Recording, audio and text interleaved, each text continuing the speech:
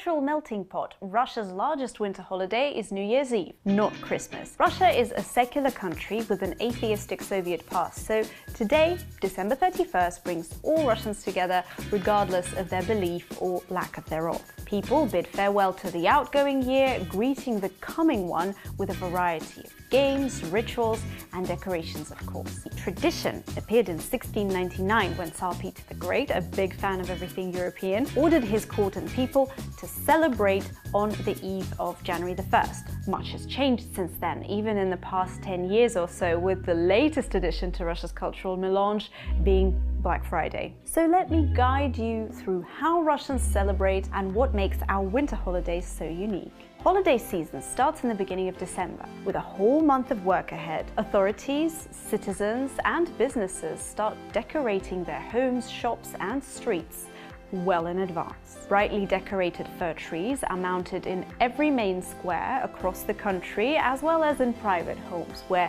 they will probably stay until mid-January. People usually work until the 30th of December, with official holidays starting in January, a whole 10 days off, no work, no school. But the main reason why decorations will stay put for so long is because on January 13th, Russians celebrate again, Old New Year's Eve.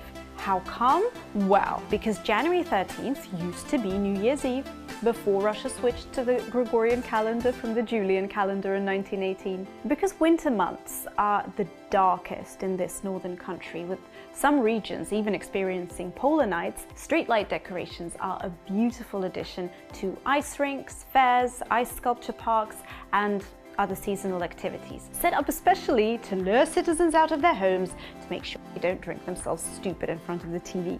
Most Russians live in apartments, not private houses, so festive decorations are focused on the interior, not the exterior. People put up fir trees, fake and real, no matter, decorate windows with fairy lights and paper snowflakes, and hang garlands. These decorations are carefully accumulated throughout generations. They're stored in boxes somewhere in a dark corner of the home, and the unpacking of such a box is a family tradition in itself. In Soviet times, people used to adorn the top of a fir tree with an electric Kremlin star. Some homes still own one. An older decoration that has made a comeback in the recent years is a kind of pointy glass top. New Year's Eve is not a religious celebration in Russia, allowing people of many faiths to come together on this day. And also mind you that Christmas is celebrated here on the 7th of January, with December 25th just being an average work day, again because of the difference in calendars. Of course, the festive season is a feast for the kids. The country's largest event for Russia's youngest citizens is the Kremlin Yolka. Yolka is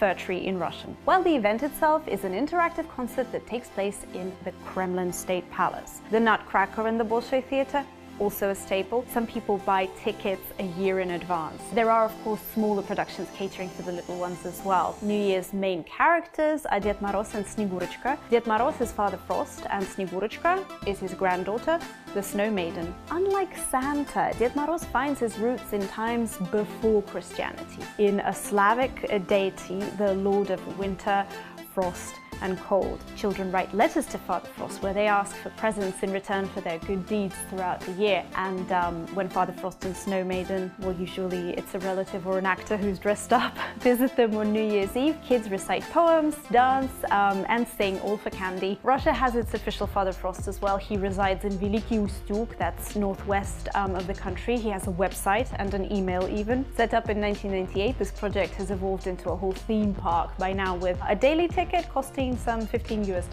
As December 31st approaches, life becomes hectic for Russians on a shopping spree for presents and food. Most people celebrate with their families and they have to travel home. Traditionally, the last days of December are terrible for traffic and transportation. Also, Russians believe that taking any unfinished business into the new year will bring bad luck. The superstition aside, the whole country will be off duty for almost half of January. Parallel paralyzing business and any kind of family affairs. So many do tend to get things done before the end of December. Russians are big fans of the Chinese calendar and keep track of each year's spirit animal, giving each other figurines of that animal as small gifts at work and in school. Some even plan their party outfits in accordance with the color of the year. Now let's talk about the festive table, the center stage of any Russian celebration. Most dishes for a New Year's feast require planning in advance and are not cooked on the day. However, there is one staple that comes together on December 31st.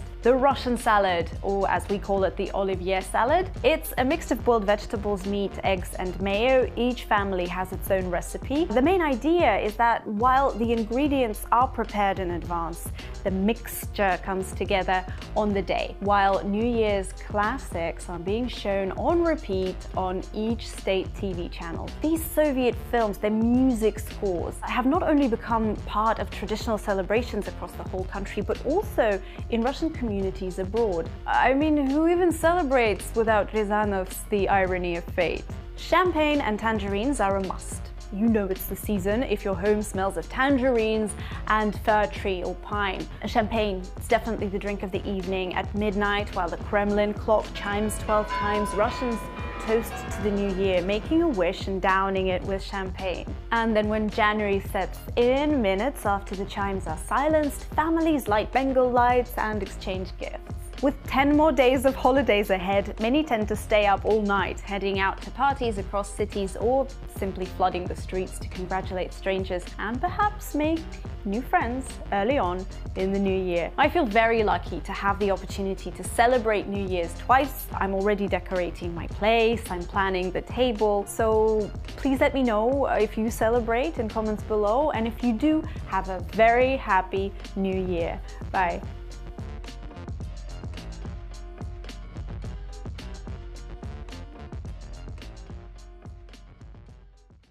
Искренне желаю всем вам успехов и благополучия, мира и процветания нашей великой России, нашей любимой и единственной. Будьте счастливы! С праздником вас! С новым 2018 годом!